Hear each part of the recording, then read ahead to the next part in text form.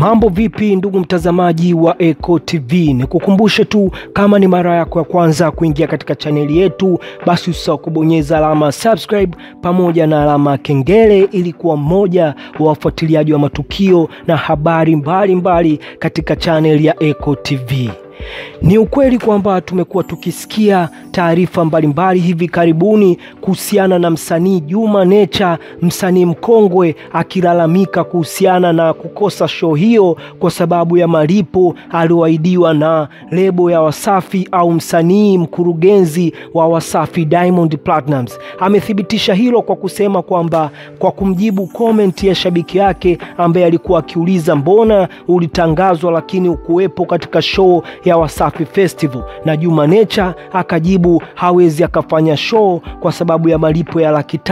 Na hiyo imekuwa imezua gumzo sana mtandaoni kiasi kwamba wengi wamekuwa wakiongea maneno mbalimbali. Juma Nature baada ya kusema hivyo, akatokea msanii mwenzake Temba pia ambaye alikuwa mkongwe na kuthibitisha kwamba aliandika hivyo sio yeye Juma Nature, bali ni watu ambao wamekuwa wakitaka kumharibia madili yake pamoja na lebo ya Wasafi au timu ya Wasafi, kwamba asiendelee kupiga mpunga kutoka katika kampuni hiyo ya Wasafi. Lakini PLATNUMZ hakukaa kimya, akaamua kujibu kuhusiana na swala hilo na kusema kwamba uhalisia ni kwamba katika performance watu wanalipwa kulingana na uwezo wao, na msanii yoyote aliyeperform pale alilipwa kulingana na uwezo wake. Huwezi ukamlipa Juma Nature kiasi kikubwa sana kulinganisha na wasanii wengi ambao wameperform hivi sasa, hasa ukiangalia mashabiki wa Juma Nature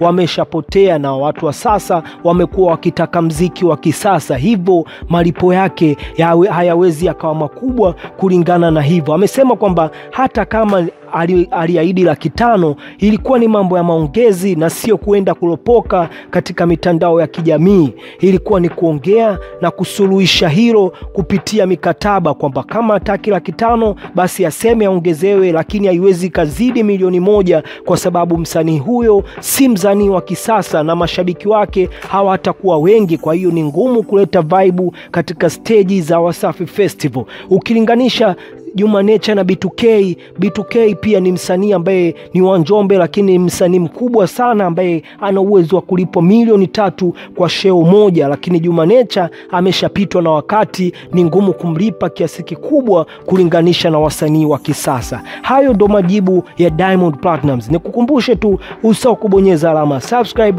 pamoja na alama kengele ili kuwa mmoja wa wafuatiliaji wa matukio na habari mbalimbali katika channel ya Eko TV. Asante sana.